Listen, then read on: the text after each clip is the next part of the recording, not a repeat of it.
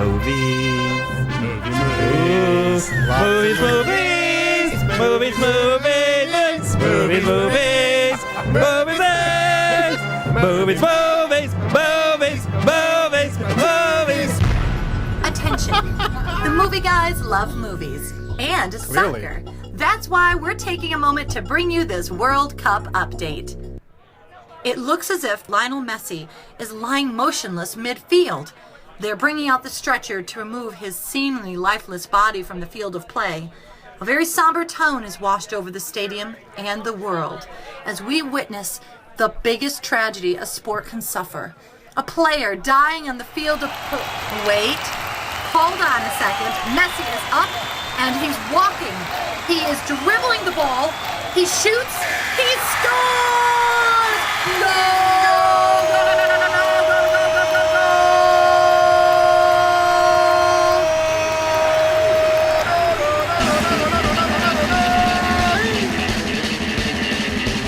Pele was in a movie. I thought he was hurt for a second. I really did. I thought when the guy tripped him, I thought he may have died. You know, when I have Facebook adventures, it goes a little something like that, where someone references victory in their, and I like the shit out of that comment. I'm like, I go like this, I go like this, I go like this, I go like this, goal. That's Pele's big line. Yeah. Now, the opening, that was the Mormon Tabernacle Choir, right? Singing. That was the theme reference. song? That was Yeah, the reference. Got it. Okay, good. Just want to make sure. I recognize the sound.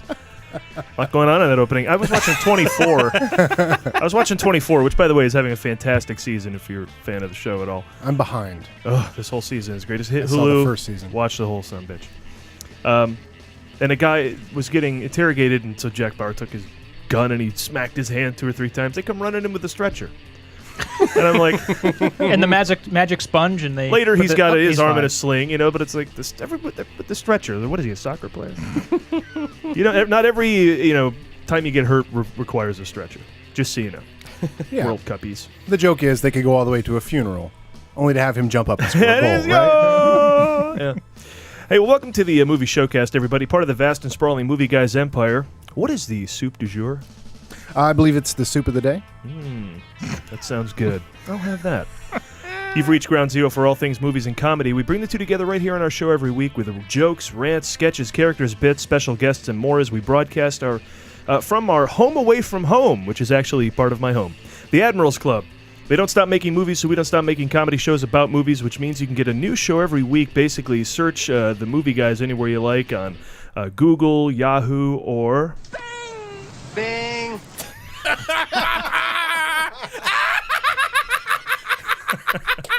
Oh, God! And we come right up. iTunes, SoundCloud, YouTube, Stitcher, and, of course, themovieguys.net, absolutely free. And we encourage you to subscribe where you can, and if you do, still no charge. Newly posted to themovieguys.net, we're continuing to post our movie lists, because that's what movie websites do. So now you can find the greatest movies of all time, Part 2 horror films, newly posted, where Adam, myself, and Matt Welton and Stephen Lewis posted our favorite horror film for each year we've been alive. Yes, if anybody would like to play along at home. Do you have a favorite horror movie of all time? Silence of the Lambs? That's not really horror, though. I It's think more, so. It counts. Yeah? Well, you got to bend a It lot. scared me. Yeah. It scared me. I think Alien's a horror movie. So, Yeah. Jaws, perhaps. Yeah. So you bend the rules Sure. sometimes. That's, Sure. That's to a come good up with the call. best. Little Rascals. Little Rascals, very You're scary. bending. Scary. You're bending. All right. Especially got if it. you're Got it. Medea goes to jail. particularly... Also at themovieguys.net, we have a DVD review of Cheap Thrills and a new column launched by former guest and friend of the show, Ray Scalacci, called Worth Reviving. He's going to take a look at movies out there you should be getting on Blu-ray and DVD, where instead of going to see some of the crap that's in theater. So this time he is getting behind the movie called Beckett, which had 12 Oscar nominations. Peter O'Toole and Richard Burton. He's not bending it. And we He's don't know just it. Beckett. Just Beckett, yes. Beckett. Enough with the bending. Enough with the bending. Now Enough with the bending already. You can also find our showcasts like the one you're listening to on a couple of internet radio stations as well, including WBAD.net Fridays at 4 Eastern and JonasMountRadio.com Thursdays at 6. So basically, we're out there.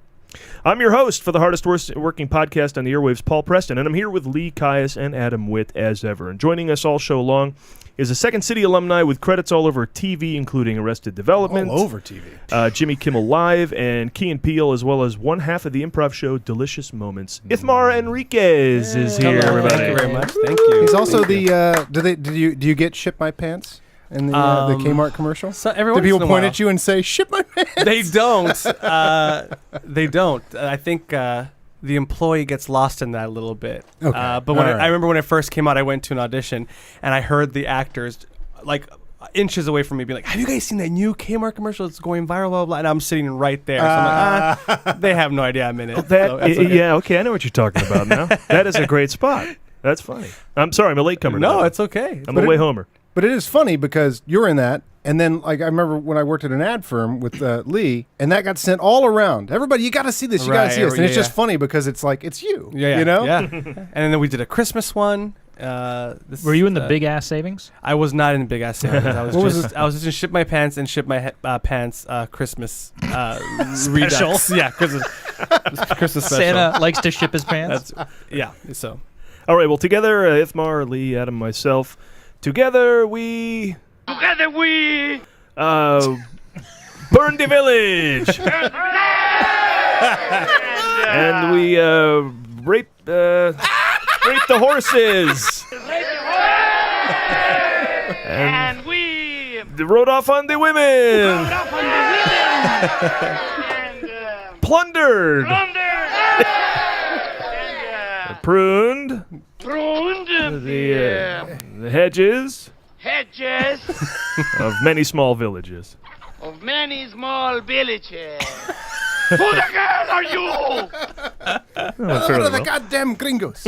Well, actually, no. That's What not are what we're here amigos for. falling from the sky? That's actually not what we're here for. Together, we will fill you in on what's opening this weekend. And there's really only one film people are talking about.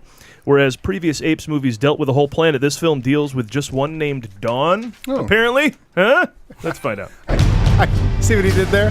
I know why you're scared. He shows a lot of this, Ithamar. You'll catch up. You'll catch up. That's Fighting that virus, but we are survivors. It was a virus created by scientists in a lab. You can't blame the apes. Who the hell else am I gonna blame? Oh, Dawn of the Planet of the Gotta Apes. blame somebody for my troubles. if you catch a reference, Ithamar, it's traditional on the show to blow a party horn and point at the person who made it and say reference. Got it. You have your party horn? I do. we Yeah, I give it do. to you? I do. I Okay, have it right okay, here. good. You can't blame the apes has got to be on the poster, right? It's just like that's gotta be. You can't blame the apes. It's hard to say, actually. That was a great finale to the Rise of the Planet of the Apes, watching the virus spread around the country, and you know was everybody's cool. fucked. That was so cool. Speaking of Arrested Development, because that was a great show that used its in between moments to further the plot. So the next show you're up to speed with whatever happened in the end credits of that Oh show. yeah, there would be. I mean, Buster lost his hand. lost his Yeah, hand. that's one of the Right. biggest plot points there is. in a post-credit thing. Yeah, that's Yeah. gonna haunt him for the rest of the show. Right. And Planet of the Exactly. Apes did the same thing. Happened off cameras. I thought this is great. I know Yeah, during exactly the credits. exactly what to expect next time. Therefore, I'm gonna say that I'm in Dawn of the Planet of the Apes. There you go. There you go. So Nice. by association. We have a great guest. You're in I can talk all about it. I was in it, guys. You're in everything. This today was referred to by another critic as the Dark Knight of a planned Apes trilogy. And I think last week I said that a critic had referred to it as the Empire Strikes Back of an Apes trilogy. So high praise for Dawn of the Planet of the Dark Apes. Knight. I thought he was being metaphoric, like a Dark Knight. Like this is a really bad time. I thought he was saying this is a Dark Night for Planet of the Apes. It was a great didn't- time. You didn't catch the K at the top of that? I did not. The K was silent. Yes, Paul. And Did it's not just because they added Gary Oldman. It's this is I'm so happy Andrew DeWitt's laugh is now with us in the show. anytime something shits the bed, it's there for us. Yeah. If we want it. You got that on speed dial there? Well, let's talk about this movie. The next tentpole blockbuster to thrill audiences this summer features monkeys carrying guns. No, it's not the concealed carry protests. It's Dawn of the Planet of the Apes. Let's give it the old once-over, Lee. Back in history, before time began, all the real cool cats had a solid plan. When they dug a nervous chick, they all to a man went. Ape call, dooliaba, ape call, dooliaba, ape. Yes, it's time for more ape adventures. There have been in total 9 Planet of the Apes movies. I'm sorry, Paul. Are you sure there haven't been 11? No, there's only 9. Well, you're probably counting your Planet of the Apes lunchbox and thermos. Oh, that's right. They did make Lunchtime an Adventure. Dawn of the Planet of the Apes is the sequel to 2011's pre-boot Rise of the Planet of the Apes. Now, if you're confused about which is which, here's an easy way to tell them apart. In Rise of the Planet of the Apes, we witness the dawn of intelligent apes. Whereas in this movie, Dawn of the Planet of the Apes, the apes actually rise up against humans. But at least all these titles agree that this happens on a planet.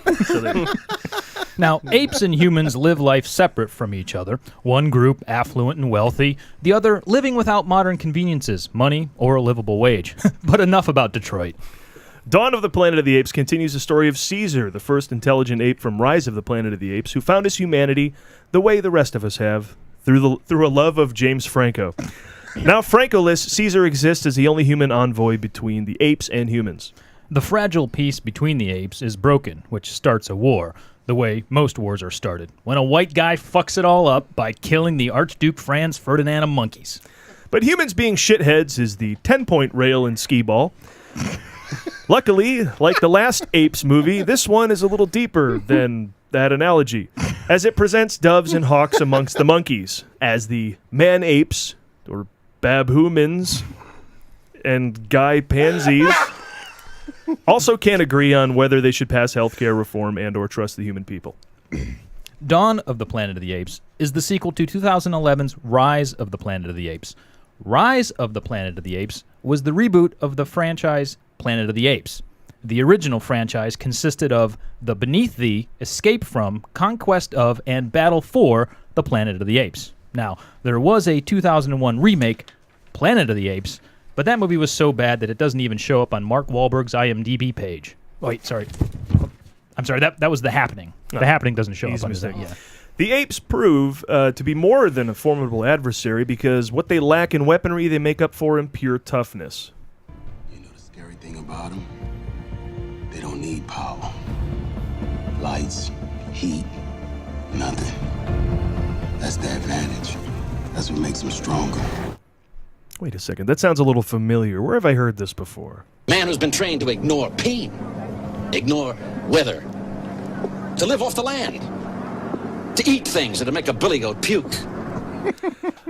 So this bunch of primitive Rambos finds itself at war with mankind in a battle that could be the death of man and monkey alike. Ooh, Man and Monkey. That's a Rob Schneider movie, isn't it? I don't think so. Well, if it was, I'd see it. Oh, and spoiler alert, they discover a half-buried Statue of Liberty in the sand, revealing the fact that this whole movie takes place in Las Vegas. Come to Caesar's palace, gamble, slots, drinks free. And in this movie, the monkeys shoot guns. Finally, a movie the NRA and Jane Goodall can agree on. Monkeys shooting guns. What is this? A movie about the... Easy there. Not sure there's a group out there today that we can safely call a bunch of monkeys without suffering some politically correct backlash. Not even Congress? I stand corrected. Grandpa Caius! Right, look, it's no surprise that a series that started with Charlton Heston now features monkeys with guns. Take your stinking paws off me, you damn dirty ape! There you go. That's the Dawn of the Planet of the Apes. This movie got this preview got very Bloom County. Not even Congress. That just feels like a Doonesbury. That's a pretty Doonesbury move. Well, we've had ones that went Andy Capp. Remember that? That was great. I'm drunk again. What was the dog cartoon that was horrible? Wilfred? No, the little... he had there was a dog. And Dogbert? Oh, Peanuts. That was Peanuts. Yeah, that was shit, Lee. That was Peanuts. No, there was one where it was just the worst, least funny cartoon. Marmaduke? Oh, Family Circus. Yeah, Family Circus. That's what it was. Funny. Probably still in the paper if we open it up right now. Yeah. That and Beetle Bailey, High and Lois, still there, I bet you. Yeah. I think it was like a British import, and it was a wiener dog. Do you remember Henry, the kid with no mouth? No. There was like this silent... He was bald, too. It was back when He's like in high Nancy and school. Sluggo No, was that is still in Peanuts. papers. So like the 70s. Yeah. He's like in high school, and he's bald, and he's wearing like a sailor outfit. Jamie, Weird. are you on this? Yep. Thank you. You'll never find It's it. Willard or Wilfred or... You got it? Isn't Wilfred the one with that's the TV show with the dog? Wally the Wiener Dog. No, it's not. Well, that's what it says. I want to read Wally the Wiener Dog right now. It's always right. Damn it. The phone is always right. Don't argue with the phone. The internet knows more than us. I think that's true. Wally the Wiener Dog. It was so this is the 11th Wally the Wiener Dog movie, right? Yes. No, I'm just counting How quickly 2. we're on a Wally the Wiener Dog. This is how we talk about movies, Ithamar. Got it. I love it. Right into Sunday comics. It always goes into Sunday comics. We were having a discussion beforehand. I didn't know the lunchbox reference made it into the script, but we were talking about metal lunchboxes. Yes. Before, and you had a Planet of the Apes lunchbox? I had a Planet of the Apes That's lunchbox. I had the great. metal one, and we were talking about how the metal ones were far better than the plastic shitty ones that came out later on. Right. Like when I was in the 8th grade, we all took lunchboxes to the 8th grade, right? Anyway, when I was in the 8th grade, the plastic ones came out. But the metal ones had the imprint, and they had they were stamped. They were metal stamped. I had Super Friends. And they had a metal hook on the inside that held the thermos in place. And they were like would rust really easily. Yes. The drink from the thermos would just. And then invariably they'd become your tackle box for your fishing or your crayons some or action your figures weed. in that sucker. What was it? Put some action figures in that Oh, sucker and take it to the absolutely. playground. Yeah. Fill it with dirt. They were a weapon, a stepping stool. They were so. I think mine was a hand-me-down. My brother had the same Wow, did you red, get black, the and yellow Hardy striped one. Boys? Yeah. Oh. Yeah, but over his stickers, I would put my Star Wars and. And invariably the hook would break, and the thermos would squish your peanut butter and jelly, and. It's such a great little latchy life. hook, though. That I always was. love that little. It was all metal. And Which it everything. doesn't make sense either, because if you lived in a very hot climate too and you're outside, that thing's gonna burn your leg. I mean, it's it's not practical. Yeah, We'd sit on them, we'd stand on them, we'd chuck them at our I feel like sister. I probably had a WWF one at some point, either plastic or non. That sounds like it had to be But- plastic. Yeah, I think maybe it was plastic. Unless it was the Georgia Wrestling League. No, it was definitely like Hogan 80s. I was so gonna say, think who I was your gonna who were your say- guys? Those were- Hogan, I was never a Hogan fan. No, I was No? always anti-Hogan. Yeah, Even when he was Hollywood Hulk? yeah. I tend to like, and this is also in movies too. When I was a kid, I always liked the characters that not everyone liked for whatever reason. I think I didn't like them because everyone liked them. Yeah. So like, I never a liked rebellion. Hogan, so I liked the guy that was like right under Hogan, whoever that was. King Kong Bundy. Yeah, but even like the good guys, back then were okay. like Macho Man or Jake the Snake or something. Yeah. Corporal Kirshner. Steve Lombardi. Yeah, I remember Steve Lombardi. Steve Lombardi would come out and lose. That's right. I remember my friend Joel back in high school was the hugest U2 fan, and then Did he have the Joshua Tree U2 came lunchbox? out. No. Then Joshua Tree came out, and everybody loved it, and he was all like, "No, everybody likes it. It's not as cool." He was so pissed. Sunday Bloody Sunday. You guys don't understand. Joshua Boy Tree- was a great album. That's a great album. Boy, October's a great album. You guys are all jerks. I've said it before. I'm a greatest hits kind of guy. Yeah. I don't need I'll your go B-side. greatest hits. I'll Yeah. go greatest hits. I Definitely. don't need your B-side. You just send me the compilation when you're done with your career. That's what I'm going to do. Some free advice for a new band out there. Name your first album greatest hits. Yeah. That's right. Yeah, it's funny. You've always said I'm the greatest hits guy. I'm the opposite. Like I'm the guy that's like, God, I wonder what the song before and after, like I don't know, Lido Shuffle. I don't know, like, and they're never good. That's never. Yeah, I trust good. that Sony knows what I'm going to like. Yeah. If those two were any good, they would have released that for the single, but they didn't. Bop is what made it. So.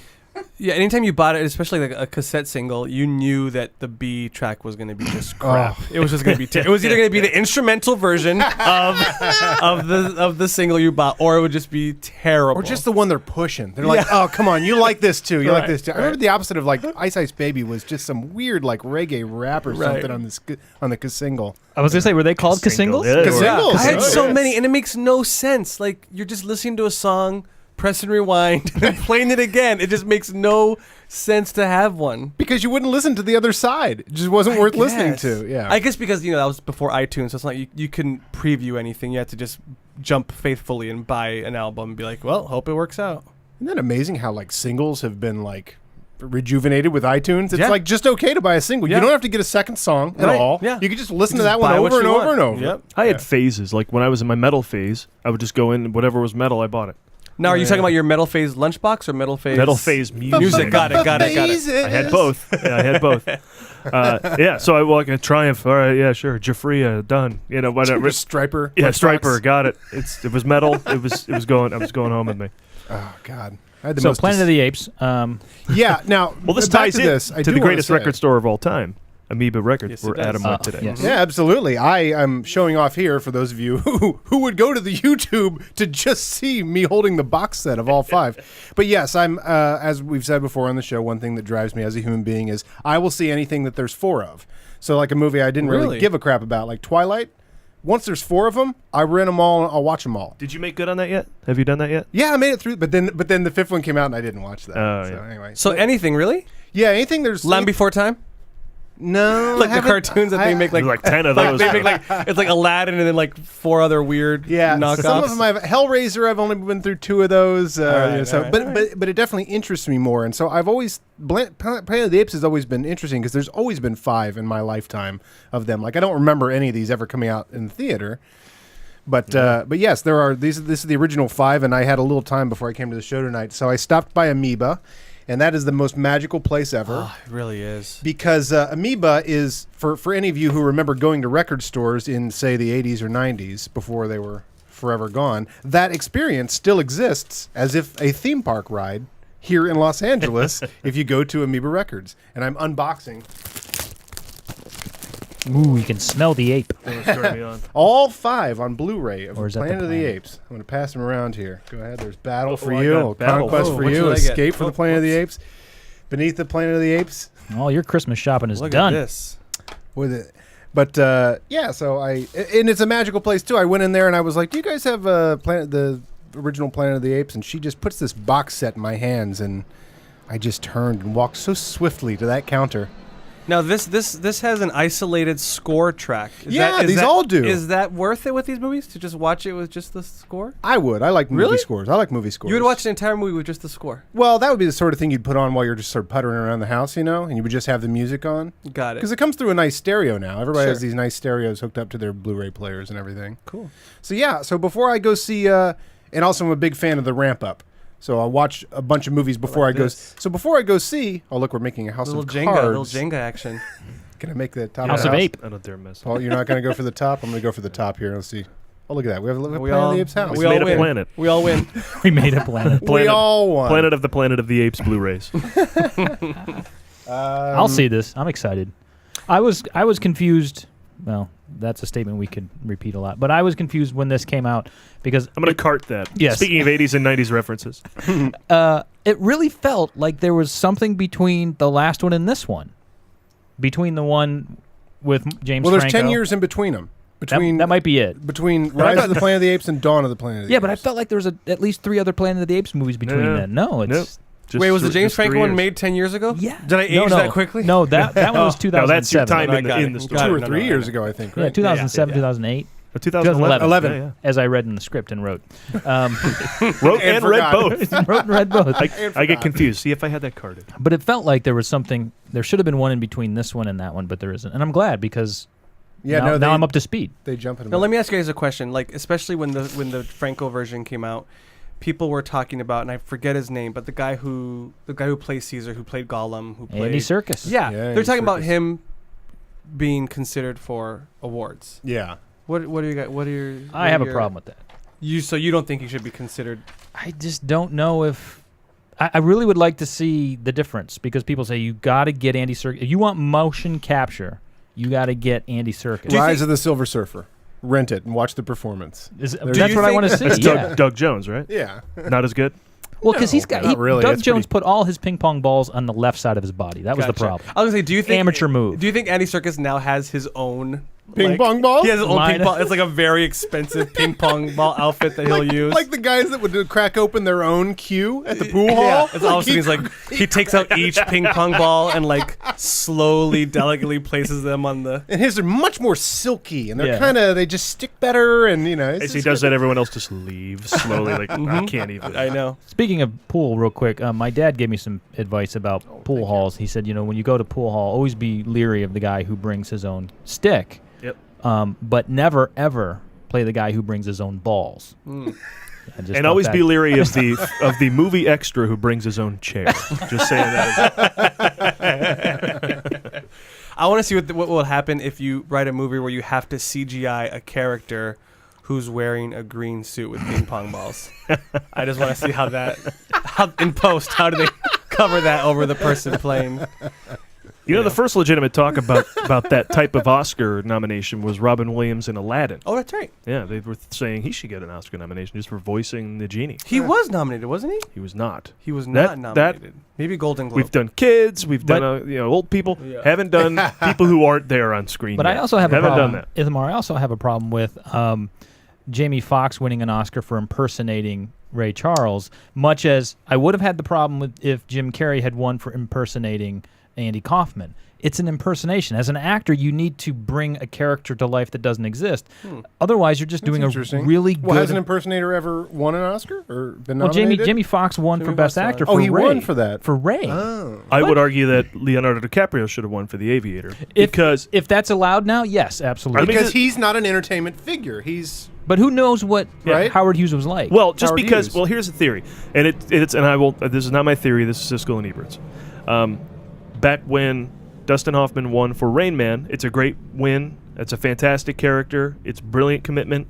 But they said that Oscar should have gone to Gene Hackman in Mississippi Burning because Hoffman He's hit that Gene note. fucking and, Hackman. Yeah, right. That's why. Yeah, because he can't give him too many. Hoffman found that note and he nailed it, but they said look, Hackman had to be 100 different things to 100 different people. He had to act one way to the shit kickers in town. He had to act tender and gentle with the sheriff's wife. He had to bully the sheriff around. He had to act a different way towards Willem Dafoe and his partner and keep him in line. So he had to be all these different things and just found that a more nuanced performance than Hoffman's. Same thing, 2004 or 3, whenever it was.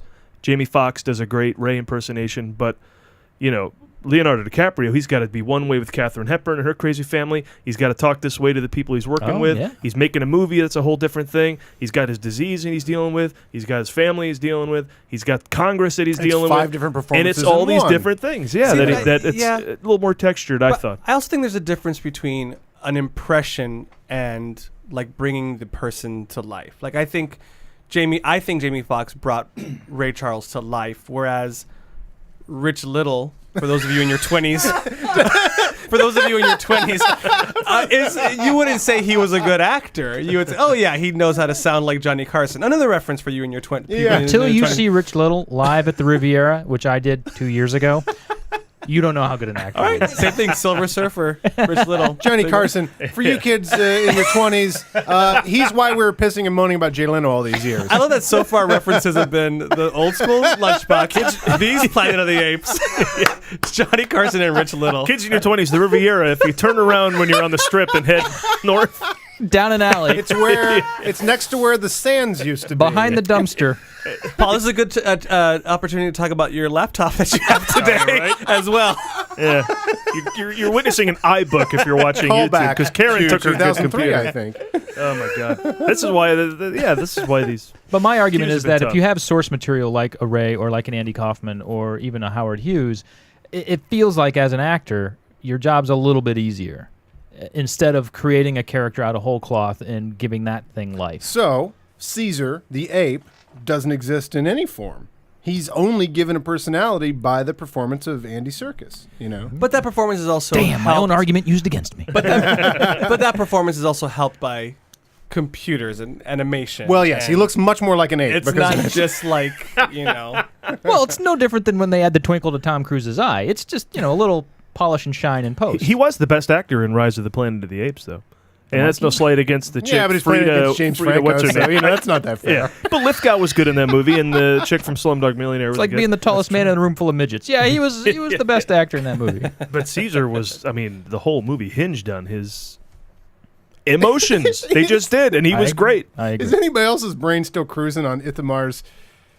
What does the person wear if the CGI version of him is going to be a green suit with balls on I think it? we got to write that script and see what happens. What does he wear so that you can then put that on top of it? It's I don't know. just eyeballs running around a screen. Or they're like for this one, just wear what you got. Just he came in shorts and a t-shirt. You're good. You're good. We're going to CGI some balls in a green suit on top of that. Yeah, the Andy Serkis documentary. Everywhere he goes, is there just like crazy video all over his body? Yes, exactly. It's like the weatherman that wandered off set into the wrong direction. Hey, speaking of Andy Serkis, anybody here ever see 24-Hour Party People? Yes, that's a great movie. That's really good. He's played. I mean, he's not a CGI creation in that movie. Although someone did say something like that is, even with all the CGI characters, that is still his craziest creation is the character in 24-Hour Party People. Am I getting? Is that Steve Coogan? That is Steve Okay, Coogan, great. and that is the creation of the band, let's see, Happy Mondays, and who was it before Joy Division? that? Joy Division. Was it Joy Division? Yeah. I think it was Joy Division. Yeah, it was Joy Division. It was great. Really good. If you like music. and you Yeah, like I've Joy always Division. wanted to see that movie. Is that the one that has Macaulay Culkin in it too? And that's Party Monster. Thank Party you. Monster. Okay. Yeah. Man. We don't have to go to Jamie on that. Jamie's always there with the credits. Has anybody had a Culkin sighting in Hollywood? I had one. No. Not looking good. That Are you sure it was him? Yeah. No, okay. All right. Yeah. Are there your head 4 in the Home sand. Alones? Do you own those? Are there 4? Ah! There There's might be 3. 4. Oh, Okay, there you are got 3 me. for sure. There might You be a got me now. fourth. No, there's I a feel like there fourth. might There be a is? 4th. I think there's a fourth. Like the third one doesn't have him or Right. the crooks in it. Right. It's just a whole different bunch of people. Yeah. I think the fourth one is a monkey staying at a hotel. No, it's Dunstan It just Chuckson. became anytime people were caught in something and other people were harassing them, you just call that home. It's Alone. always great Get to cracking. also see like in those sequels the poor man's version of the actor they couldn't get, like Oh, like the yeah. poor man's version of a Joe Pesci, or the poor man's version of Aren't these full of Hestons? These movies. Fake Heston. Is Fake Ricardo Heston. Montalban fake Heston? Stones. Actually, I had a great discussion about this recently. How fascinating is it? And I don't know how this came up, but Jim Carrey's going to be in Dumb and Dumber 2, and that is going to be the first time. Well, first time since Ace Ventura 2 that he sequeled himself, but the 6th sequel of the Jim Carrey movies, that's come out. So like he didn't do the third Ace Ventura is like some kid. Oh, that's right. The sequel to The Mask is Jamie Kennedy. oh right, Bruce Almighty was and Evan then Almighty. and Evan Almighty, and then Dumb and Dumber was originally sequeled to Dumb and Dumberer. with that's right. and so it's like what a fascinating thing. Like that is the last actor you want to try and follow, and yet followed he trying it all was the time. Yeah. by people you can't even name except Jamie Kennedy. Right. And why name Jamie? Because exactly. Why? Because I was hanging out We at got the time. House of Pie, and Jamie Kennedy pulled up in a Bentley Continental GT. Jesus. Were you? He's got Mask 2 money. You get yeah. That's all Mask 2. Mask 2 paid for that Some car. of the mask. Yep. That's why you mentioned Jamie Kennedy. Yeah. There you go. And House of Pie. Oh. And with that, The House of Collapse. the House of Planet of the Apes falls. More than an omen, I think. Well, listen, Dawn of the Planet of the Apes brings up the question of how plausible it is for apes to evolve into humans so quickly. Right? I mean, this happens very quick in the film. So to discuss this, we're going to dispense with our movie guys for a moment and bring on a panel of real experts. So, all right. Hey, guys, welcome in here. Welcome. Thanks for coming. Hello. Thank you. I'm just going to sit down over here. All right, if you let's don't mind. start. I'm now a new person. Let's start up a talk show. Here we go. Hello, fellow new people. Hi. To my left, I have Arthur Schmidt, professor of simian biology with MIT. How are you, sir? Next to him, I welcome Nicholas Verveer. Paul, that's pronounced Verveer. Verveer. Thank you. Thank you. Doctor of Brain Pathology at the Mayo Clinic. And also to discuss this, we have Mike, a guy who's seen all 8 previous Planet of the Apes That's movies. pronounced. Oh no, you got it. It was All right. right. You got it. You got it. Now, thank you all for coming. The big question is, can the simian brain make the leap as shown in the Planet of the Apes franchise? Well, Paul. Let's start with Mike. Oh. What evidence is there to support this? Thanks, Paul. Well, at the end of Escape from the Planet of the Apes, the ape offspring of Zira and Cornelius are left in the hands of a circus run by Ricardo Montalban. Oh, yeah. And the ape speaks. Many have argued that that's not direct evidence of rapid evolution, but rather the product of being born of 2 already evolved apes who came to Earth by time warp, caused by the explosion of Earth in the future. But I feel the argument doesn't give sufficient weight to the ape's background as a performer in the circus. Yeah. Now, Nicholas, what's your feeling on circus culture as being an essential element to human brain function? Well, it's absurd. I have no idea why you're taking any of this seriously, Paul. I'm just trying to check out all angles on the topic. Okay, well, the human brain function evolved over thousands of years, and sure, apes' brains are similar to humans, but being part of a circus is really no way to learn human behavior. As a matter of fact, it's probably the very opposite. Why are you taking any of this seriously? I was told I would be on a panel to discuss legitimate scientific concerns. Oh, see, Arthur, okay, now are you saying that contact with humans is not essential in the development from apes to human apes? I'm saying this is absurd. Strong words. Mike, is this an absurd proposition? I understand the scientific community has balked the likelihood of 2 human apes entering our time stream because of a planetary explosion. Balked at? How about never talked about? But Arthur, the idea of a viral outbreak is very real. And if a catastrophic event like the outbreak that kills only house pets in Conquest of the Planet of the Apes were to happen, then the natural next choice for a pet would be the ape, which would lead to them performing maid duties and delivering the mail as shown in the epic 1972 film. I've had enough of this. Humans can't just make an instant leap into becoming apes. It's as silly as the dumb sci-fi movies you're talking about. Yes, but Arthur, in Battle for the Planet of the Apes, clearly you're... can't believe this man on as a guest with us. And if you are entertaining this yammering for one more minute, well then I will just...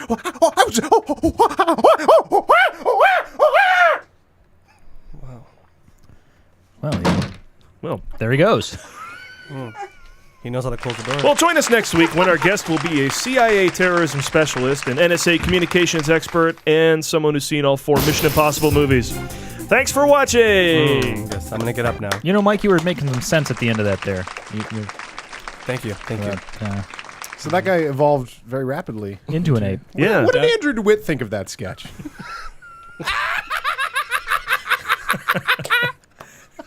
That's great. So that's the end. Now, Adam is claiming that this is the end of summer. We got a whole other month and a half left, but somehow, or more, but somehow with Planet of the Apes, Well, I've we're already done. seen Back to School commercials, so Adam, you might be right. Yeah. Doesn't it seem like it's kind of wound, like, because next week, we have Dawn of the Planet of the Apes this week. Guardians. Guardians. Guardians of the Galaxy. Okay, but that's kind of weird. I would say yes, but it's weird. Marvel has kind of kept themselves out of the summer. I don't know if the summer began with Captain America. It was merely in April and a big movie and a Captain America movie. So I think Guardians is still kind of an August movie. All right, that throws a little monkey wrench in the work, and so does Teenage Mutant Ninja Turtles. But what is the deal with the next 2 weeks? They're just like, yeah. I mean, they might expect big things out of Lucy. Maybe Sex Tape. Yeah, I mean, there's a Step Up movie. Is Lucy is Step Up one of your big summer movies? No, not a big summer movie. No. I don't know. It just seems like as of July 4th now, and you know what? Maybe it's true. Maybe April was the beginning of summer with Captain America, and now they just burned its engines out. There's no reason to put that much effort into it after July 4th. Yeah, there's no Godzilla coming up. There's no more X-Men. There's no more big tentpole stuff. Yeah. It's all because of global warming. I blame the... No one knows where summer is anymore. That's what it is. That's a good theory, actually. Yeah. I blame the lingering effects of 9/11. Or that. It's always one of the two. I've got some lingering effects in my life. You can always go back to that, can't you? I love the lingering effects of 9/11. With that being the first week in July, let's do a little something called the halfway through the year in review. Oh, okay, good. We are doing that. I didn't know if you were. I didn't see it on this. Yeah, let's talk about it. I have no theme, but you know. It's a great theme. But we can talk about our best and worst of the year so far. Great. We're about halfway through. I'm even though I haven't seen it, I'm sure Grand Budapest is the best. But the best I've seen, actually, I would have to say is Locke that we saw at the Phoenix Film. I got to see this movie. That movie has worked on me. Tom Hardy. Continues to work on me. Have you heard of this, Ithamar? It's Tom Hardy in a car for an hour and a half. Oh, okay. Period. That's it, right? That's it. Just making calls and there's a suspense and stuff to it, and handling his really crazy life. Yeah, on speakerphone. Yeah, crazy. I guess there's cameras all over the car. How many cameras were in the car? Who knows? Yeah, I don't know. Wow. Stephen Knight, the guy who wrote Eastern Promises, wrote and directed it. So he's good. But I mean, you got my attention with a concept like that. Sure. Like even a single location movie. Like I remember Richard Linklater's Tape was just Uma Thurman and Ethan Hawke and somebody else. Robert Sean Leonard. Yeah. It's a great one to say somebody else. I feel like I've said somebody else a lot of times for Robert Sean Leonard. And then someone said Robert Sean Leonard. I know. But, I like those closed location movies. So well, speaking about that, we actually had the chance. And somebody else, Christian Slater. Yeah, right. That's right. No, but speaking about the smallness of that movie, we actually spoke to the director of Locke. Stephen Knight. I'm sorry? Stephen Knight. Stephen Knight. And we asked him how he came up with the idea, and he said... Stephen Knight Shyamalan. That's the twist. Oh, poor bastard. That's the twist. At the end, he says, "I'm not who you think I am." That's the twist on his last name. Small Indian guy. No, but we asked him how he came up with the idea, and he went into this kind of long explanation of how making movies is really, really hard and arduous, and it takes a year, and there's a lot of work. And he said, "So I just wanted to come up with a way to make a really easy movie." Yeah. He said, put a guy in a car, put 12 cameras on the car, and roll him down the street 12 times, and you're done. Wow. And as ever, Hardy's completely different than the last time you saw him. On the phone, he's talking like this. He's talking to everyone. Listen, I've got a bit of trouble I've got to deal with here. You know. And, yeah, where'd the accent come from? He was Bane 2 seconds ago, and then he's been either Star Trek Nemesis or Reckless or whatever with his throat cut open. Wasn't he Bronson? He's different in everything. He's crazy. What's your favorite movie so far, Ithamar? I have two. One of them was Grand Budapest, which I really, really enjoyed. See, I knew I was right. So good. I knew I was right. And I have to say, I really enjoyed the Lego Movie. It was a huge surprise. I kind of went in thinking like, I don't know, and I really enjoyed it. It legitimately made me laugh. It was fun to watch, and I think compared to everything else that's so far, at least for me, it's I really enjoyed it. I concur. Yeah, I looked back and I said Edge of Tomorrow was great, but Lego Movie has a little bit more satisfying ending. Mm-hmm. But that movie is crazy creative. That movie is out of hand creative. Like everything they choose to do in the Lego Movie is just a great choice. Like, they nailed really everything. And when I saw the trailer, I was like, this can't be a movie. Yeah. This can't be trashy Lego. And then it started getting all this hype. I was like, all right, I'll give it a shot. And I mean, I left with a huge smile on my face. It was so entertaining. Yeah, and I'll tell you again, the representation of superheroes in that movie will make you pissed. I do have to go see it. Yeah, it's great because it's at the $3 theater in North Hollywood. Yeah, do they do 3D? They the do 3D worst there. theater you can go to in Los Angeles. Because I just saw Captain America for the second time. Was it 3D? Yeah, I wanted to see it in 2D because I want to see it in both, but it's still in 3D at the cheap theater. But and is it just super dark? At that point, I mean, their projection is shit. I mean, it's the worst theater in Los Angeles. I mean, they make you bring your own 3D glasses. that's the thing that's hard. It is. What is that theater called? The Valley Plaza 6. Valley Plaza Sundays 6 and Tuesdays, $1.50. $1.50. By the way, at $1.50, every movie's good. Every movie's good. Yeah. But it is the most hilarious collection of crying babies, people shouting, people saying stuff to the screen, but then also people like really getting into it when it gets cool, like, yeah, get him. You know, and you don't really want that in your $14, $17 theater, but if you're a $3 theater, you're like, yeah, everybody talk. Fuck it, you know? Yeah. Most of the time when they talk, they're into it. Yeah, most of the time. Yeah. What's weird is that that's what's going on before the movie even starts. What you just described. All that happens. That's what makes it a weird movie experience. I will enjoy a Coke. Fuck yeah, some great popcorn. Nailed that trivia. Now my worst is actually there's a tie. Gojira might be. Oh, you know, like a Gojira. No, like but Transcendence. Not good. Was not. You mean to tell me those are close to the same quality of dislike? No, they're not. I have a feeling Godzilla's getting a bad rap. You're right. Now I'm a supporter. I saw it twice. You're wearing the shirt. I'm you're right. wearing the shirt. You caught me. I'll see anything there's 4 of. There's 28 of those fuckers. No, you caught me. I threw it in there because it wasn't. It I'm wasn't the feeling worst. Transcendence sucks a little bit more. It was my biggest disappointment. Oh, I see. Yeah. It's not the worst, but it's my What were biggest. you expecting, though? Out of Gojira? No, I mean, I understand what you're expecting out of that one. Yeah. Transcendence? I mean, Wally Pfister's. No, Godzilla was on my worst list because it was my biggest disappointment. That's why I brought Godzilla. Oh, I'm sorry. You didn't have expectations for Transcendence. No, I was getting late afterwards. I didn't care. Wow, that's transcendent. You really didn't care. You really were actually what you were was sure you were getting laid if you took the girl to that movie. Let's go see this. And now we know why he didn't like Godzilla. Something happened after that movie that we don't know. That we won't ask. Adam wouldn't. There you go. Well, I was excited about the movie. I don't know what your problem is. I don't know if it was I was pretty disappointed by Godzilla as well. Yeah. I was at least expecting just a fun sort of popcorn movie, and I didn't even enjoy it that much. It was all right. It was all right. Yeah, it had a lot of gravitas, and I don't think people were going in for gravitas.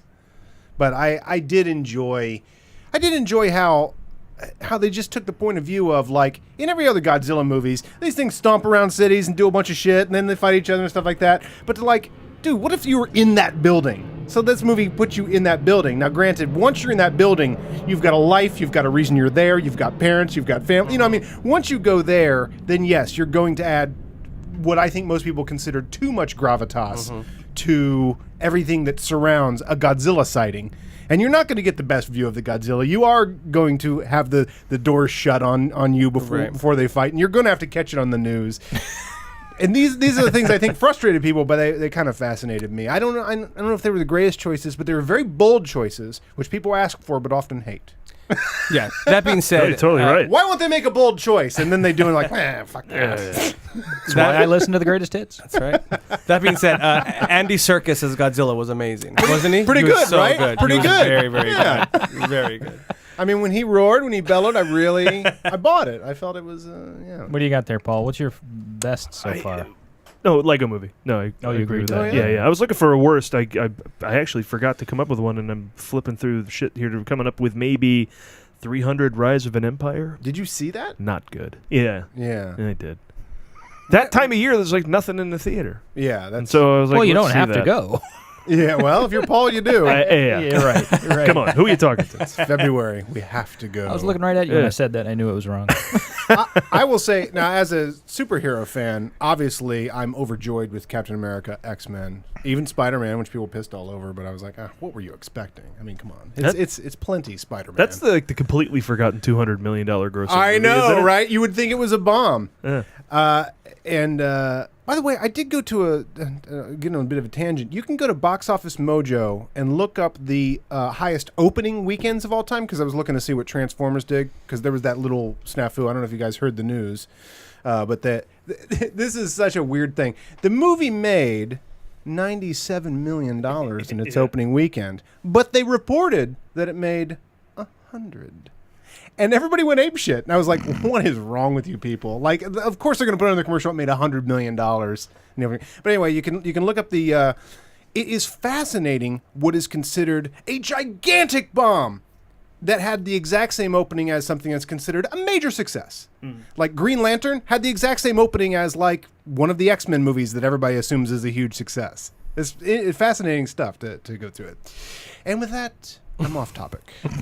Draft day sucked too. There you go. Oh, well, that's on you. That was about the Browns. You hilarious. knew going in. It's a good point. I could have told you how that was about the But Browns. aside from the superhero movies, the biggest surprise would have to be 22 Jump Street, because that is directed like a Naked Gun movie. That is directed with but that's the same director as Lego movie. Oh yeah, that's right. Isn't that Right? crazy? So now I have to guys are see. working I have overtime. to see the Lego That's movie. right. Because I was really surprised, because it's really rare that someone goes for a sort of Blazing Saddles tone or a Naked Gun type tone and succeeds at all. Right. And they did it and did all kinds. And that movie has all kinds of jokes in it. All kinds. I enjoyed the first one. That was another surprise for me. It was a surprise When I saw the trailer, I was like, and then I saw it, and I was like, that was really good. Yeah. It was funny. Yeah. It's so funny, the joke in the first one, because I did watch the first one before I went to go see the second one. The joke that, then making fun of Channing Tatum, it's so perfect that everybody falls in love with him. Like, he just has this charm over everybody that everybody's just like, gets kind of dreamy. Even guys. Gambit. Gambit in the next X-Men movie. Are you an X-Men fan? A little bit. I mean, That's in my top 3 probably. There with Edge of Tomorrow. The Days of Future Past was great. Did you see that? I have not seen it yet. It's really good. Edge of Tomorrow is a great movie to see twice. Yeah. Although Third time, it sucks. Do not see it more than twice. But I will buy the set if there's 4 of them. Yes, exactly. Thank you. You know me. X-Men Days of Future Past totally works because Hugh Jackman is the most interesting. That's why they keep making movies about Wolverine. So great. And it's him going back to see the X-Men First Class cast, which was one of the best X-Men movies So there's ever great. been, was First Class. That movie was fantastic. So take those guys and Wolverine and make the whole movie about them. I know, right? And they nailed it. And it is a proper sequel to Days of Future, or to X-Men First Class, which I was not expecting. I was expecting it to be a kind of a melange, a little, maybe, suffer from being neither fish nor fowl. But no, it's a proper sequel to X-Men First Class, which I thought was so cool, with Wolverine in it. And there's one more thing I want to discuss, and then we'll get on to the next thing I have. But Noah, I'm still trying to figure out what I saw when I saw that movie. Oh, I forgot about that one. How could you? That one came and went. What the hell happened? Oh, you didn't see it. No, I didn't. I'm just saying. If you saw it, you'd be sitting there going, "What the fuck did I see?" I have no idea what that movie was. Absolutely mental. Is that in theaters still? Still? I don't. No. So that's the second Noah movie. One was a comedy. One that did not impress anyone. Evan People saw the Almighty? comedy. Yeah, that movie was weird. I'm telling you, if you see it, you will not recognize it as a Noah story until there's a flood. Shouldn't that movie have been protested? Like any religious movie that comes out that's a little off base, it's like the. And this was sci-fi off base. I mean, this was really. Yeah. There's crazy aliens and shit in it. Oh yeah, Yeah, There's, like he has like friends that are aliens. But here's the thing that's interesting. Not a single Christian protest. Are we sure? I know. Hey, the Mormon said that makes sense. Gloves are off on that time and period, right? Sure. I mean, why not? If there's little things if there's little balls that you can crack open and make fire, why not? Well, if water is going to encompass the entire Earth, then that's sci-fi, right? Yeah. So And why can't there be big rock creatures who fight armies? Wait a minute, was this in Noah? Yes. What the hell? The movie's loony. Have you seen it? No. Have you seen it? Okay. Also, spoilers, because you don't give a shit, right? No, I will see it, but I don't give a shit. Okay. At the end of the movie, and again, I mean, I'm not going to spoil it. Yeah, turn the volume down. Who cares?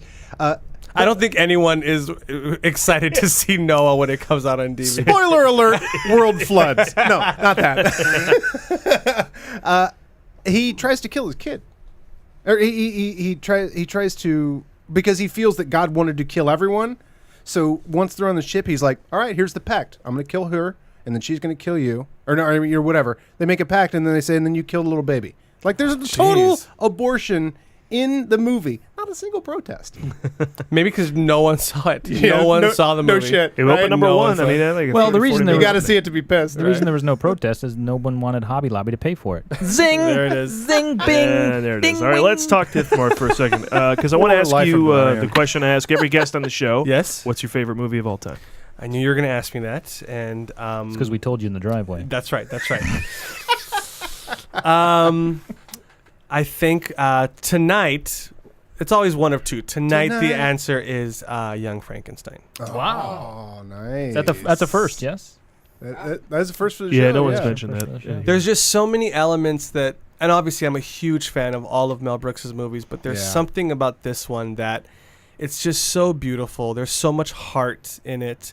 And I don't know, and this might be sacrilegious, but I don't know if there's been a better comedy ensemble put together for a movie.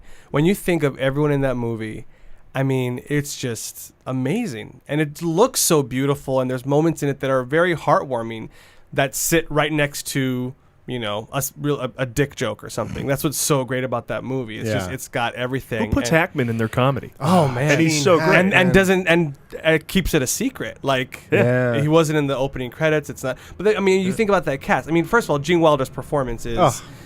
That's one that I'm like, I get the debate of why aren't, you know, comic actors ever nominated for an Academy Award. That performance as Frankenstein is amazing. But to think of like everyone in the movie, Madeline Kahn, Marty Feldman, Cloris Leachman, Terry Garr, Peter Boyle, it's like, my God, this was just, again, for all you 20-year-olds who know who I'm talking about, it's just an amazing, wonderful, funny, beautiful film.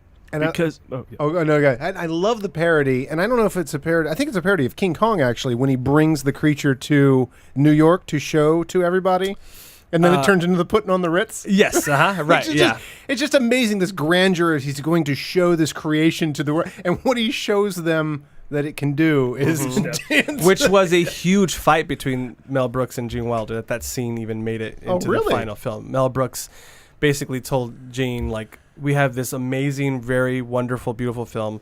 I don't want to make it silly by putting on the Ritz number. And then Gene Wilder, like, on the verge of tears, was saying we have to have it in. And Mel Brooks said, when I saw you cry, I knew I should put it in because you were that passionate about it. And of course, it's the most talked about scene in the entire movie.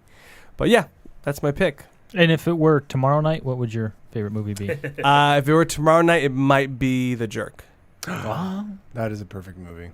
So, and then if it was Friday nights, no. It's usually What's your Sunday morning favorite movie? For Noah. For every Zing. Yeah. Wait, I want to call you out on something for a Yeah, second yeah. because you said you get the idea that comic actors are nominated for Oscars, but you don't, right? What do you mean? You don't get that. I don't get that. Like you think they comic should actors be. should No, I be think they nominated for should. Yeah, exactly. That's what I mean. Right. I meant But like you're like, I get that, I don't, but you don't get it. Right, exactly. You're pissed, right? I'm Yo, pissed. definitely. We're all pissed. This- Definitely. It is weird. yeah. And people are like, well, they should be a comedy category. No. No. The actors should be in there. It's a performance. I know. Yeah. And it's hard. It's hard to Comedies, yeah. do. It's hard. Steve Martin, All of Me. Yep. Yep. Amazing. Amazing. Steve Martin, Roxanne. Yep. Eddie Murphy, Nutty Professor. Oh, yeah. I Okay. would agree, That's a yeah. great Sure, performance. Sure. Mhm. That is a good Talk about heart. performance. Talk about two different characters. And hard Before to he was doing like do. 100 characters. Yeah. Well, that's not true. He was doing De 100 Niro characters can't before pull that off. Yeah. No. And every once in a while, you know, like you get your, Diane Keaton and Annie Hall, and every once in a while someone goes in there. But man, the respectable comedy. Miss, Well, they miss a lot. They miss a The lot. one I went every through the year. roof on was Kevin Kline for A Fish Called Wanda. When he won that over all the other stuffy performances, I think like Alec Guinness for Little Dorrit or whatever. When he won, I just went through the roof. That was the greatest. And there's a guy who's funny a lot, so that was cool. But again, comedians winning doesn't happen enough. Doesn't happen at all. And also Kevin Kline, obviously, he'd already been nominated for many dramatic roles too. So that's kind of cool. Like they do that sort of thing of like, okay, maybe we should have given it to you for this, but we're going to give it to you for your body of work, but we're going to give it to you for the comedy for your body of work. Yeah, and what's overstated, of course, is that the comedians get it for not being funny. Robin Williams, A Good Will Hunting, or that kind of thing, right? But And sometimes the performances are exactly the same. I mean, if you look at any of Leslie Nielsen's work back in when he was like playing cops on TV Forbidden shows, Planet. they're exactly the same as Frank Drebin on Naked Gun, and that's what makes Naked Gun so amazing. Is because of how straight he's playing it. And the Zucker brothers are like, that's why we cast him. It wasn't because we thought he was a funny comedian. It's because we needed someone to play the part the way Leslie Nielsen played his cops back in the drama days. And it's just, that's why it's so great. The producers of Airplane wanted all the classic comedians. Yeah. They wanted Dom DeLuise and all these see, people. it's that. Robert Going back Stack. I know. Amazing. Not today. Going back to Young Frankenstein, it's that reverence for the genre that's missing in a lot. Like when someone tries to do, we got a bunch of jokes. We're spoofing a whatever a genre. We're spoofing a teen movie or whatever. I mean, that's probably the best of all those bad movies. But there's no reverence for the genre where they really present it. They just kind of crap on it, and make a bunch of pop culture jokes, of the moment jokes, and the movie's forgotten in a week. But Young Frankenstein will live forever. That is an interesting thing that I said that one of the few post Zucker Abrams Zucker, the movie era of parody movies where it has to make sure from the very top it's a parody movie full of jokes. We'll put the word movie in it, but the Not Another Teen Movie has this great reverence for John Hughes, which is one of the reasons that that's why I didn't want to bring that one up because you had mentioned that. Yeah, I haven't seen it, but it's good. I hear that one's good. Yeah. Kate Blanchett won last year. Kate Blanchett? Oh, for Blue Jasmine. Yeah. Oh. Yeah. Not a funny movie, though, was it? Oh, yeah. Is it? Oh, for sure. But not a comic I haven't actress. seen it. No. Every clip they've shown me of her performance is her breaking down and being insane. But it's funny? But in the context of the movie, her breaking down is hysterical. Yeah, it's pretty funny. It's pretty funny. Well, I need to see that. Until the end. Where she kills the baby. Because we know. Yeah. And the world floods. Yeah. But so let's talk about, have you, now with all the folks you've worked with, do you have any plans to make a movie? Unless I'm cut out, I might be in one coming out in November called Beyond the Lights. It is Nate Parker, and I forget the woman's name, but she was just in this critically acclaimed movie called Belle. Her name is yes. I know the movie, and Jamie soon will. Yes, Gugu Mbatha-Raw. Thank you. Yes, Oh, her. wow. Yeah. Wait, say one more time. Gugu Mbatha-Raw. Yeah. The greatest name I've ever I'm heard. surprised you couldn't remember that. I know, right? So sorry, that's fine. Yeah. Well, that's cool. Yeah. So that should be fun. And I haven't had a chance to talk to you about this. The big thing coming up is so for anybody who doesn't know in the audience, Ithamar Has Nothing to Say is a show that you, about a year ago, I guess now, right? Yeah, a year ago I performed a show called Ithamar Nothing to Say. It's silent show. Yeah, it's a solo show. It's a solo. The best way to describe it is it's a one-man sketch show where I never say a word. So it's all physical. The entire show is physical, and it's had a really fun run here in LA, the live version, and now we're turning it into a web series. Yeah. Produced by Key and Peele, and we're kind of working on that right now. This is so great. So, is this a la Mr. Bean type? Yeah, stuff? sort of. Yeah, but the live show's a bunch of sketches. In the web series, I will play the same character in every episode. Gotcha. But the live show is just a bunch of different sketches, sort of done to music. And it's all physical, and there's scenes where I play multiple characters or where I just play one character.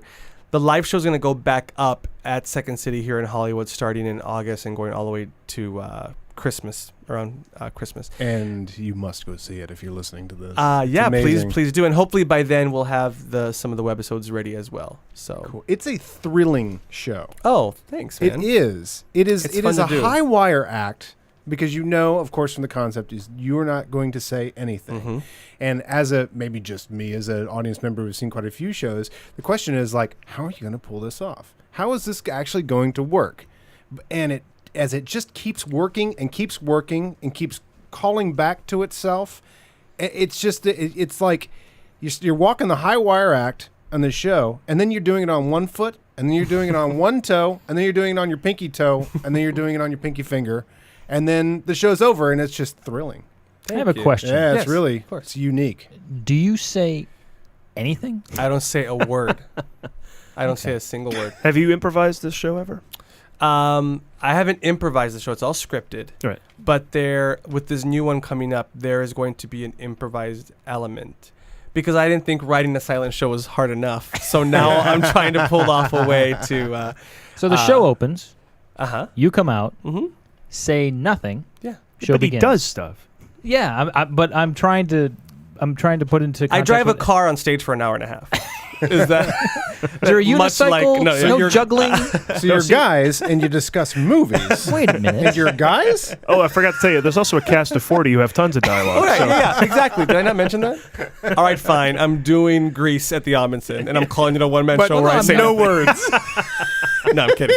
I just didn't know if there was a context set. It's literally silent. Yep. That's very impressive. I don't say a single word. Wow. Yeah, when he remounts it, we all got to go. Absolutely. Yeah, please do. Very I need to impressive. see this. It's what's so fun about it is as much of my references have showed, I'm such a lover of anything old school, especially when it comes to comedy. So to be able to bring back something, I'm such a huge fan of Chaplin, Keaton, Mr. Bean. Even one thing that I keep citing is Steve Martin's performance in All of Me. I mean, the physicality of that performance is amazing, and he should have won 2 Oscars. Yeah, exactly. Yeah. So it's fun to see the reaction of people seeing this that is really such an old art form, and people getting really excited about it, and so it's I really love doing it, and if you get a chance, please come on by and check it out. And was that the goal? Like, I'm gonna do a Chaplin-esque thing, or were you already kind of doing bits and were like, well, I kind of don't need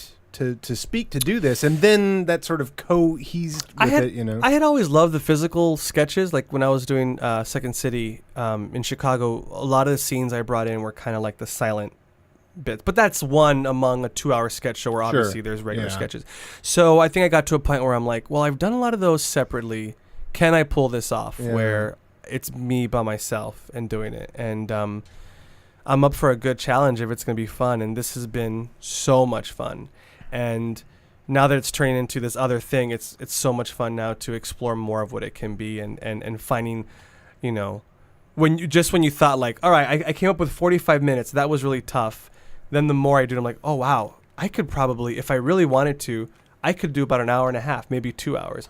Wow. People probably don't want to see that. I probably can't physically accomplish that. It's very tiring to just do 45 minutes, but it's fun now to think of other things that you can do with that type of concept. Well, now your mind can kind of go in that direction, because now you're writing new content for the ones that Key and Peele are producing, right? Yes, some of it will be some of the stuff I did on stage with other content surrounding it. Yeah, that'll have like a slight narrative, and then for the remount of the show, there's also going to be new scenes that if you saw the show the first time around, it's going to be new to you as well. In what I consider a stroke of marketing genius on your part, you've not once used the word mime. Right, because and I want to, and it's very that'll send people for the exit. No, and a lot of people think that's what it is. Like, you know, it's hard to describe the show because a lot of people think, well, is it mime? Is it clowning? And it's neither. It is exactly. So what that. would be the difference then? Because both mimes and clowns, it's a very specific art form, and this is literally as if it is a sketch show. Yeah. Where in every sketch, the character is just nuts. There's no underlying philosophy. It's just, you know. And you say nothing. I don't say a word.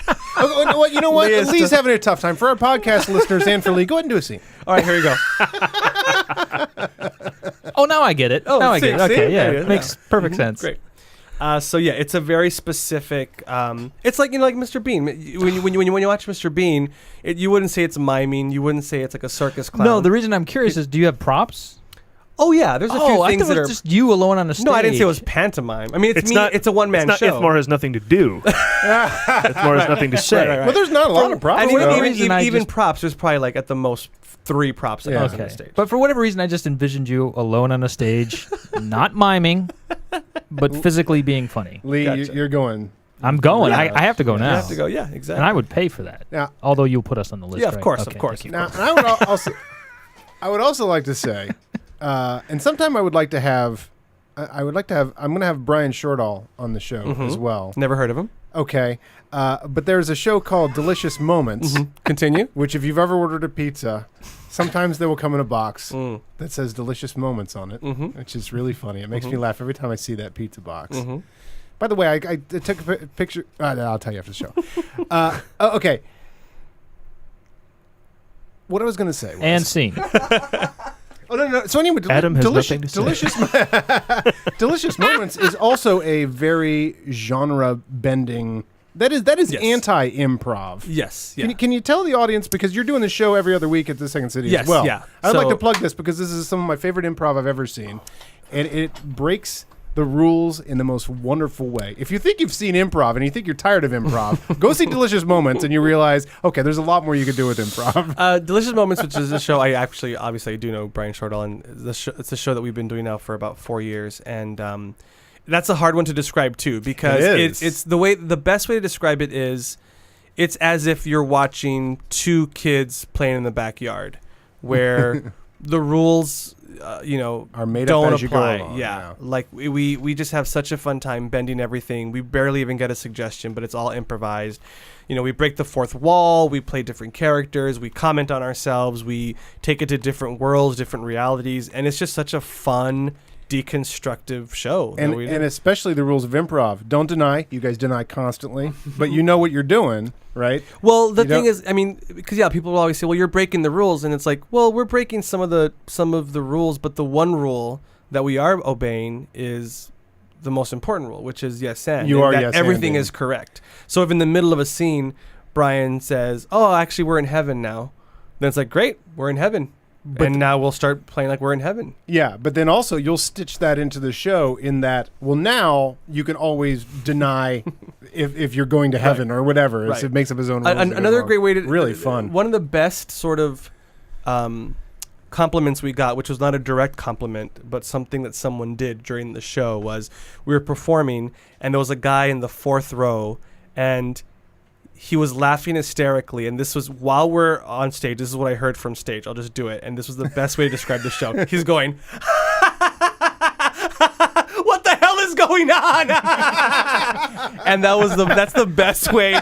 It's someone who is having such a good time, but doesn't know why, doesn't know what's happening. There's a little bit of fear there, but he's having an amazing time. And that's essentially what the show is. You'll laugh and have a wonderful time, even though you can't really describe what we're doing on stage. Yes. Highly recommended as well. I also do a lot of regular stuff too.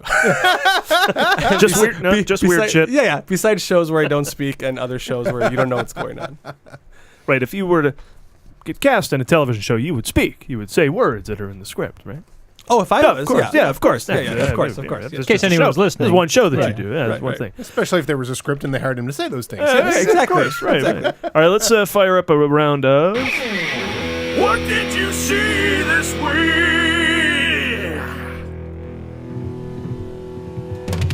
So I ask, what did you see this week? What did I see? What came out last week?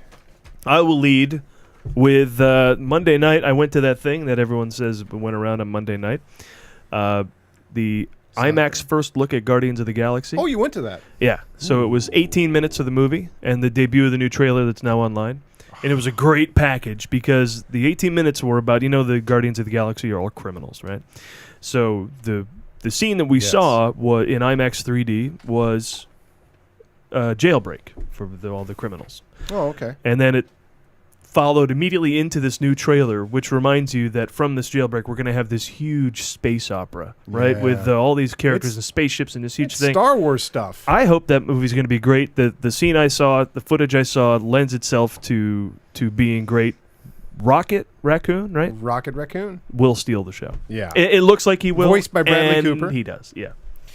It's such a great balls move. I love Marvel Studios. I mean, I'm, of course, an avowed superhero adaptation, live action sort of thing. But just to throw down the gauntlet of yeah. We've taken our most popular characters. We've taken Iron Man and Thor and Captain America, and these are no-brainers, which they weren't. Those could have all failed on huge levels and not given us the Avengers because they were all just a bad idea. But to just throw down the gauntlet and go, and now we're going to do, who? Ant-Man? Someone else I've heard of? Guardians of the Galaxy. Take that, bitches. Like DC can't get off a Green Lantern movie, which is one of their most popular characters. We're going to take guys you've never heard of, and we're going to nail it. I'm so excited. I mean, they're just so ballsy as a studio. I love it. Love it. Yeah, it was tons of fun. The lines were, right on. It was just about what I expected. Dave Bautista playing the character that he plays. Who is that? The blue Drax the Destroyer? Drax.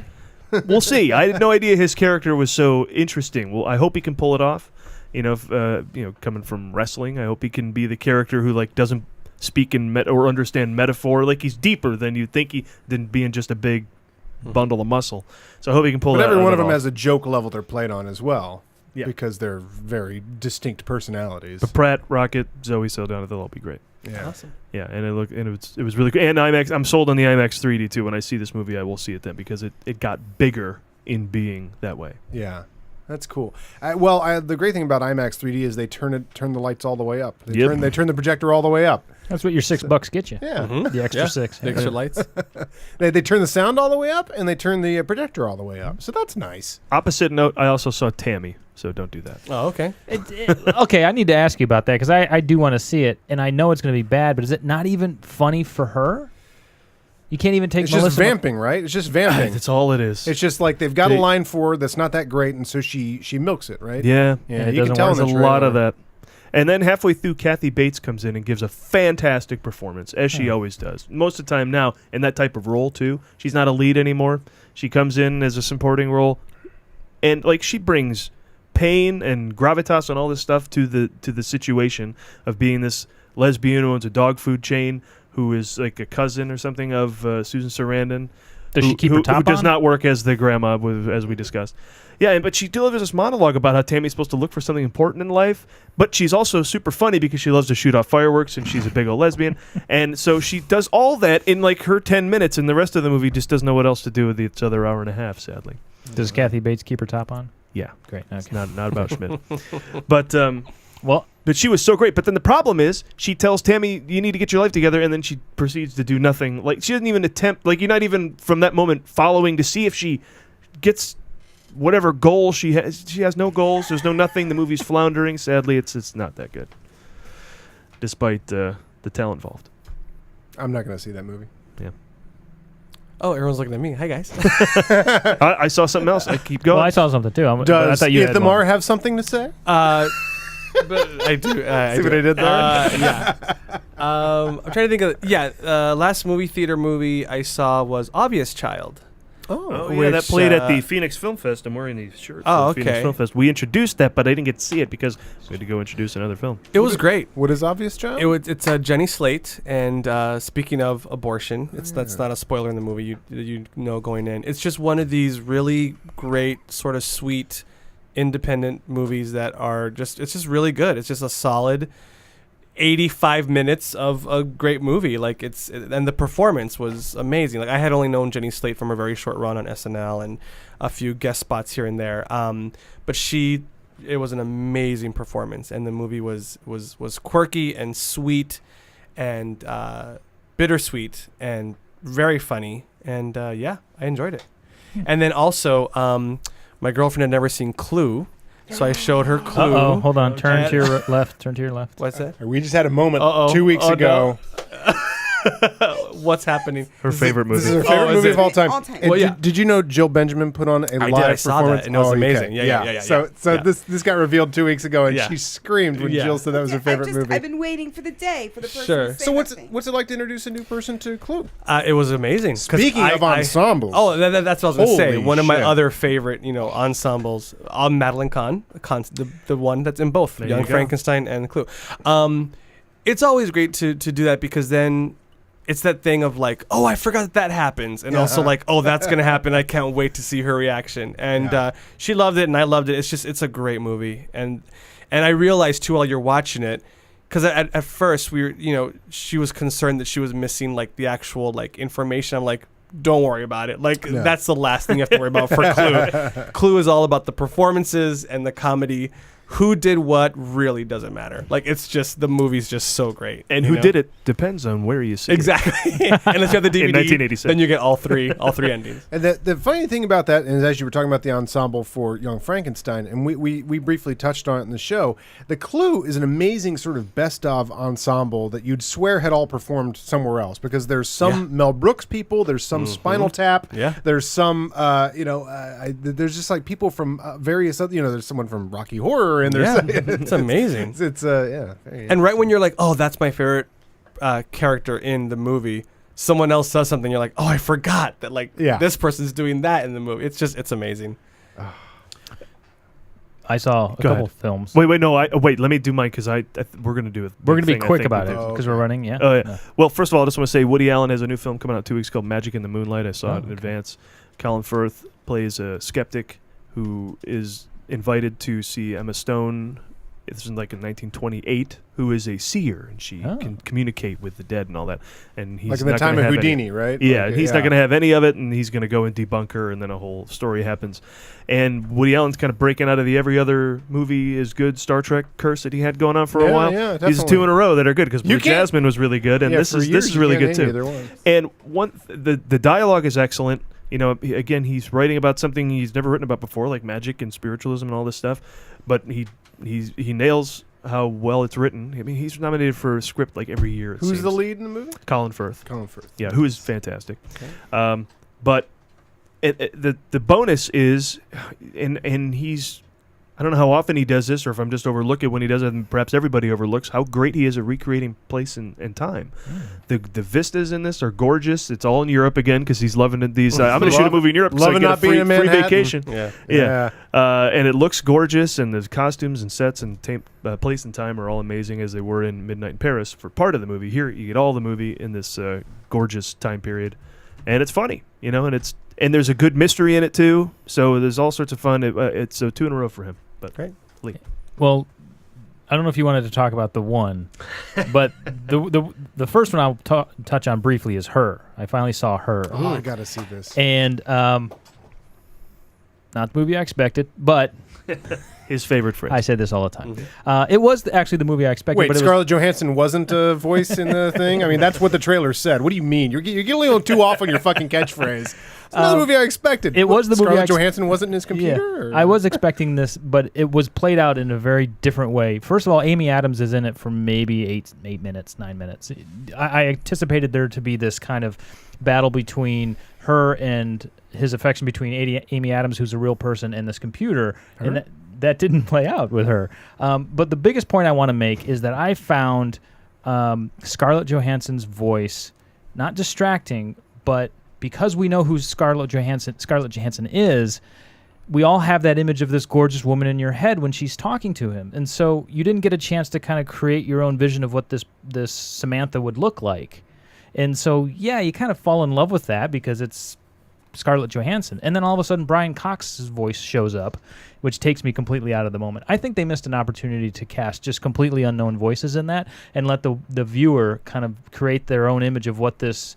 And that would give us a more real experience of what it must be like to fall in love with an OS. But if you have that idea of Scarlett Johansson in We your all head, want to screw Scarlett Johansson already. So it's already you're kind of halfway there anyway. Well, I heard right? they shot the film with Samantha Morton first, yes. right? And then they replaced it. Known, but yeah.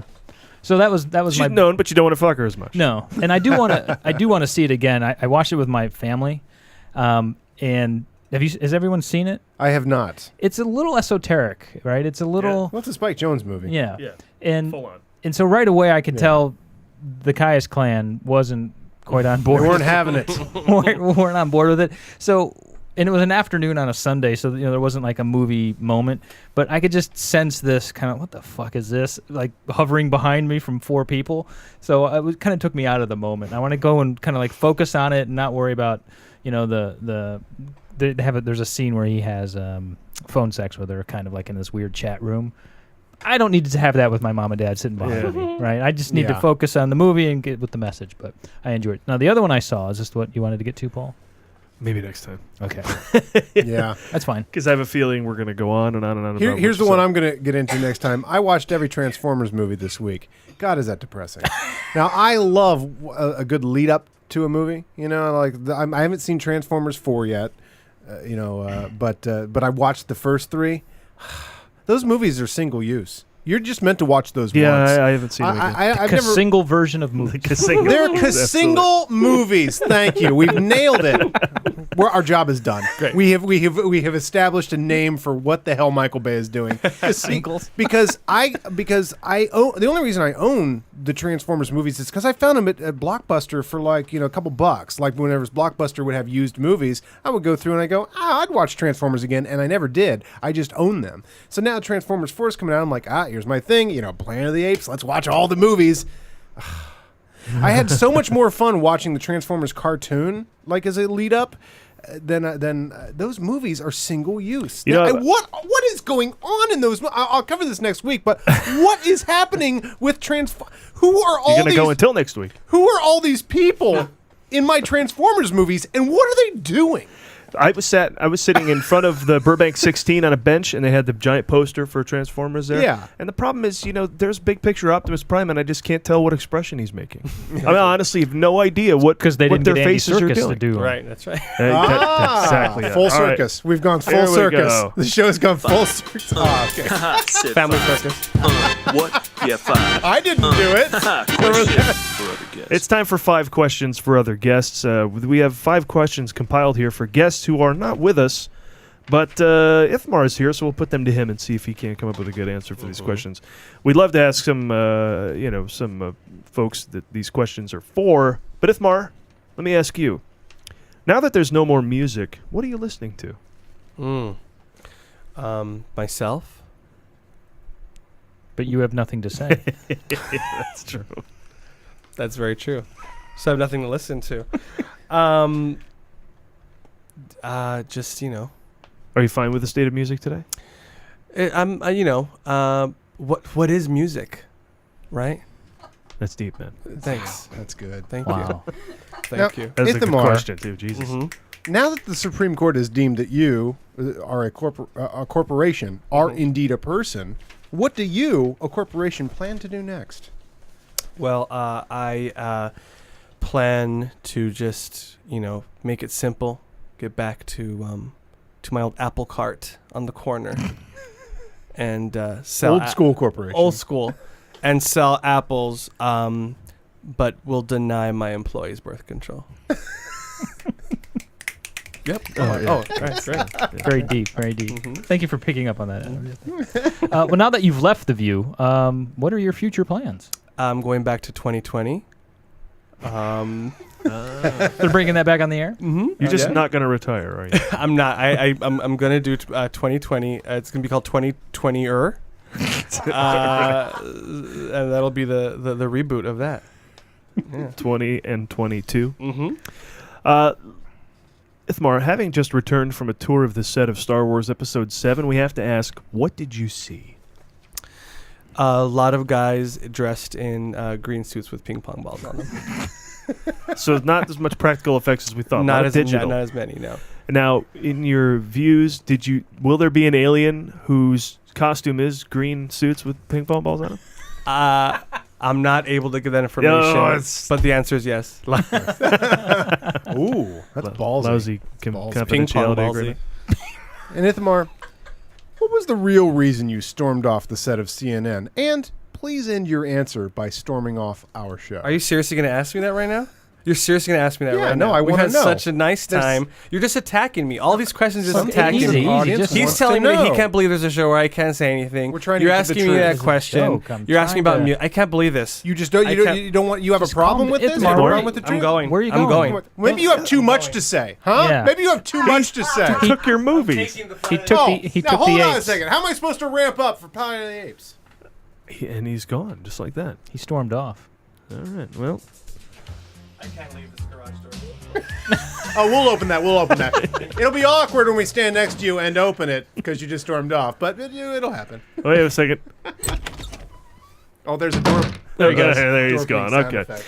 Well, that wraps another movie showcast, everybody. Follow us on Twitter at The Movie Guys, on Facebook.com/The Movie Guys, as well as on YouTube, iTunes, SoundCloud, Vine, Instagram, LinkedIn, all that shit. Thanks to Ithamar Enriquez. I guess. Ithamar. Fucking left. Ithamar, to grill him. We you had to have grill a him. Twitter handle you want to plug? Yeah, it's at Ithamar Enriquez. At Ithamar Enriquez. Ooh, he was the first. No ones, no dashes, no underscores. If no other Ithamar Enriquez's jumped in there. Thanks to Jamie Clark Elvington for minding the board and chiming in when we screw up, and to Steve Scholes for his writing contributions to the show every week. Next week, a big 3-movie week as we preview a whole bunch of new stuff. Join us then. Thanks. Hide and seek.